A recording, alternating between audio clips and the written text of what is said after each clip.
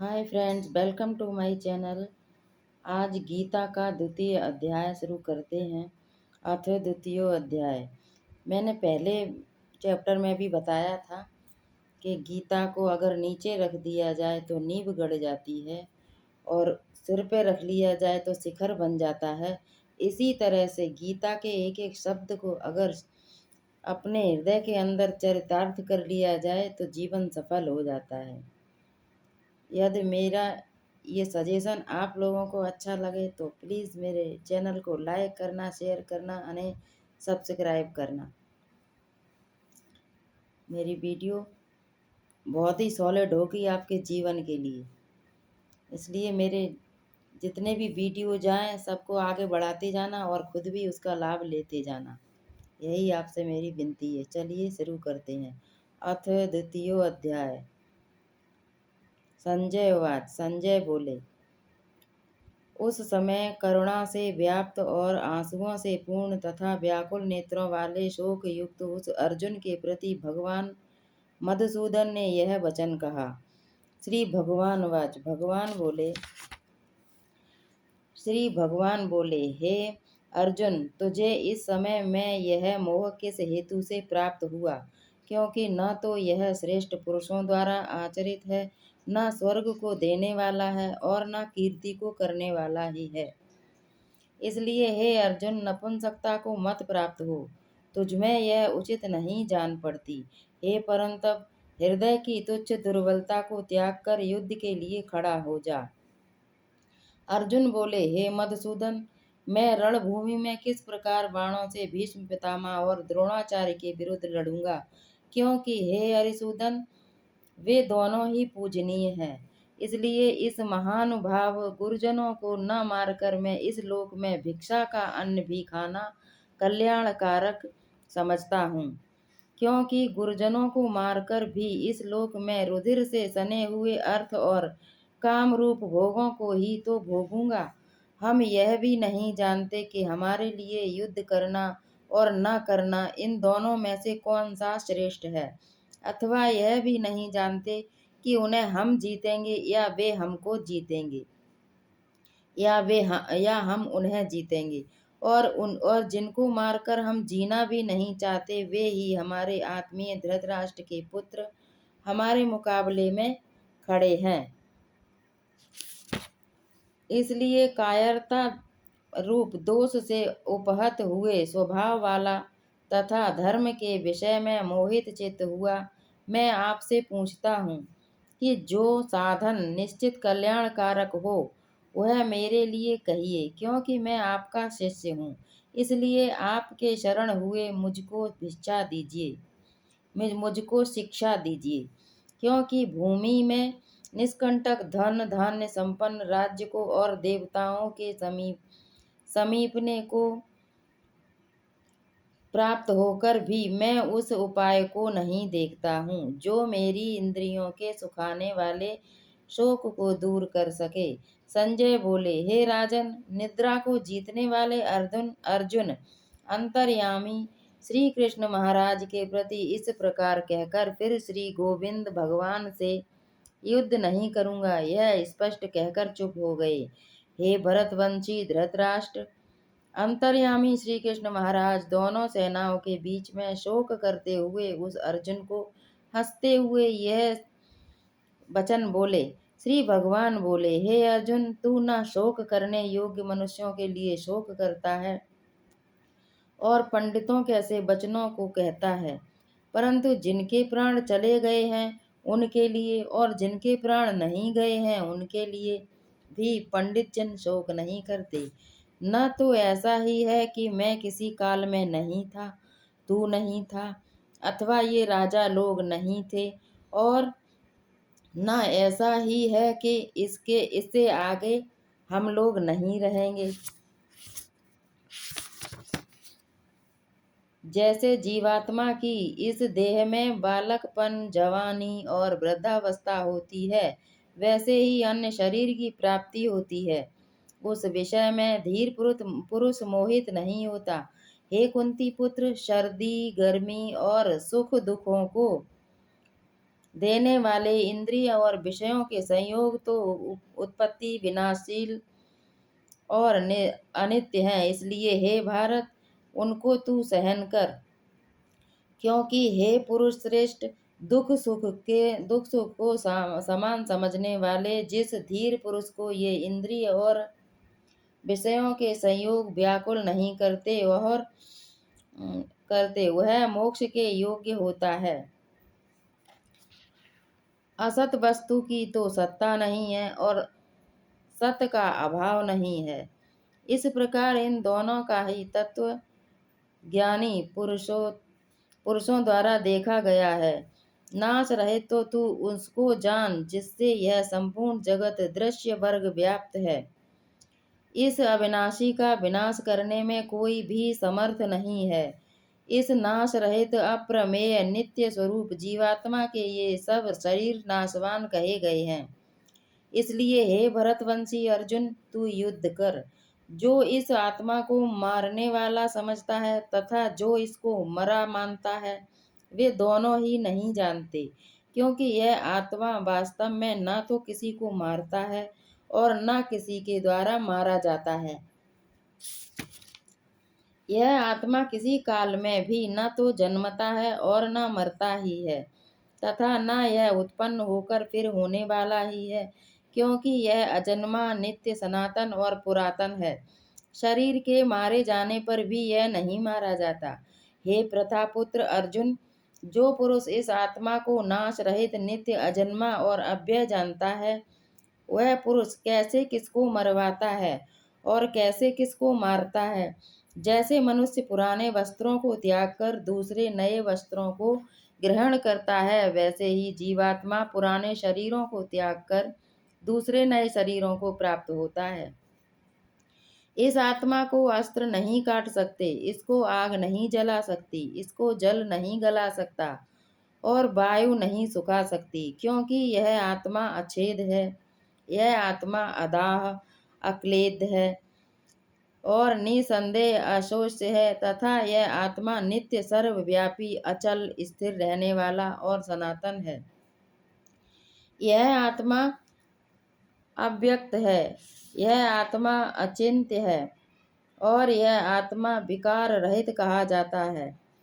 इससे हे अर्जुन, इस आत्मा को उपर्युक्त प्रकार से जानकर तू शोक करने को योग्य नहीं है, अर्थात तुझे शोक करना उचित नहीं है। किंतु यदि तू इस आत्मा को सदा जन्मने मरने वाला मानता हो, तो भी हे महाबाहो, तू इस प्रकार शोक करने को योग्य नहीं है, क्योंकि इस मान्यता के अनुसार जन्मे हुए की मृत्यु निश्चित है और मरे हुए का जन्म निश्चित है। इससे भी इस बिना उपाय वाले विषय में तू शोक करने को योग्य नहीं है।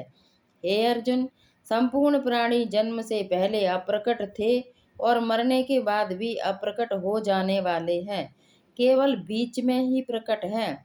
फिर ऐसी स्थिति में क्या शोक करना है।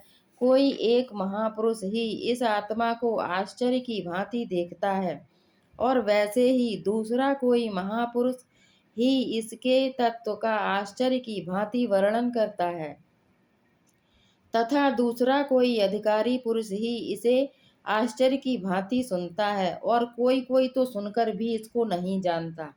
हे अर्जुन, यह आत्मा सबके शरीरों में सदा ही अवध्य है। इस कारण संपूर्ण प्राणियों के लिए तू शोक करने के योग्य नहीं है, तथा अपने धर्म को देखकर भी तू भय करने योग्य नहीं है, अर्थात तुझे भय नहीं करना चाहिए, क्योंकि क्षत्रिय के लिए धर्मयुक्त युद्ध से बढ़कर दूसरा कोई कल्याणकारी कर्तव्य नहीं है। हे पार्थ, अपने आप प्राप्त हुए और खुले हुए स्वर्ग के द्वार रूप इस प्रकार के युद्ध को भाग्यवान क्षत्रिय लोग ही पाते हैं। किंतु यदि तू इस धर्मयुक्त युद्ध को नहीं करेगा तो स्वधर्म और कीर्ति को खोकर पाप को प्राप्त होगा, तथा सब लोग तेरी बहुत काल तक रहने वाली अपकीर्ति का भी कथन कहेंगे। और माननीय पुरुष के लिए अपकीर्ति मरण से भी बढ़कर है, और जिनकी दृष्टि में तू पहले बहुत सम्मानित होकर अब लघुता को प्राप्त होगा। वे महारथी लोग तुझे भय के कारण युद्ध से हटा हुआ मानेंगे। तेरे बैरी लोग तेरे सामर्थ्य की निंदा करते हुए तुझे बहुत से न कहने योग्य वचन भी कहेंगे। उससे अधिक दुख और क्या होगा? या तो तू युद्ध में मारा जाकर स्वर्ग को प्राप्त होगा, अथवा संग्राम में जीत कर पृथ्वी का राज्य भोगेगा। इस कारण हे अर्जुन, तू युद्ध के लिए निश्चय करके खड़ा हो जा। जय पराजय, लाभ हानि और सुख दुख को समान समझकर उसके बाद युद्ध के लिए तैयार हो जा। इस प्रकार युद्ध करने से तू पाप को नहीं प्राप्त होगा। हे पार्थ, यह युद्ध तेरे लिए ज्ञान योग के विषय में कही गई, और अब तू इसको कर्म योग के विषय में सुन। जिस जिस बुद्धि से युक्त हुआ तू कर्मों के बंधन को भली भांति त्याग देगा, अर्थात सर्वथा नष्ट कर डालेगा। इस कर्म योग में आरंभ का अर्थात बीज का नाश नहीं है, और उल्टा फल रूप दोष भी नहीं है, बल्कि इस कार्य योग रूप धर्म का थोड़ा सा भी साधन जन्म मृत्यु रूप महान भय से रक्षा कर लेता है। हे अर्जुन, इस कर्म योग में निश्चयात्मिका बुद्धि एक ही होती है, किंतु अस्थिर विचार वाले विवेकहीन सकाम मनुष्यों की बुद्धियां निश्चित ही बहुत भेदों वाली और अनंत होती हैं। हे अर्जुन, जो भोगों में तन्मय हो रहे हैं, जो कर्म फल के प्रशंसक वेद वाक्यों में ही प्रीति रखते हैं, जिनकी बुद्धि में स्वर्ग ही परम प्राप्त वस्तु है, और जो स्वर्ग से बढ़कर दूसरी कोई वस्तु ही नहीं है, ऐसा कहने वाले हैं, वे अविवेकी जन इस प्रकार की जिस पुष्पित अर्थात दिखाऊ शोभायुक्त वाणी को कहा करते हैं, जो कि जन्म रूप कर्म फल देने वाली एवं भोग तथा ऐश्वर्य की प्राप्ति के लिए नाना प्रकार के बहुत सी क्रियाओं का वर्णन करने वाली हैं। उस वाणी द्वारा जिनका चित्त हर लिया गया है, जो भोग और ऐश्वर्य में अत्यंत आसक्त हैं, उन पुरुषों की परमात्मा में निश्चयात्मकता बुद्धि नहीं है। हे अर्जुन, वेद उपर्युक्त प्रकार से तीनों गुणों के कर्म कार्य रूप समस्त भोगों एवं उनके साधनों का प्रतिपादन करने वाले हैं। इसलिए तू उन भोगों एवं उनके साधनों में आसक्तिहीन, हर्ष शोकादि द्वंद्वों से रहित, नित्य वस्तु परमात्मा के स्थित योगक्षेम को न चाहने वाला और स्वाधीन अंतःकरण वाला हो। सब ओर से परिपूर्ण जलाशय के प्राप्त हो जाने पर छोटे जलाशय में मनुष्य का जितना प्रयोजन रहता है, ब्रह्म को तत्व से जानने वाले ब्राह्मण का समस्त वेदों में उतना ही प्रयोजन रह जाता है। तेरा कर्म करता तेरी कर्म न करने में भी आसक्ति न हो। हे धनंजय, तू आसक्ति को त्याग कर तथा सिद्धि और असिद्धि में समान बुद्धि वाला होकर योग में स्थित हुआ कर्तव्य कर्मों को कर। समत्व ही योग कहलाता है। इस समत्व रूप बुद्धि योग से सकाम कर्म अत्यंत ही निम्न श्रेणी का है। इसलिए हे धनंजय, तू समबुद्धि में ही रक्षा का उपाय ढूंढ, अर्थात बुद्धि योग का ही आश्रय ग्रहण कर, क्योंकि फल के हेतु बनने वाले अत्यंत दीन हैं।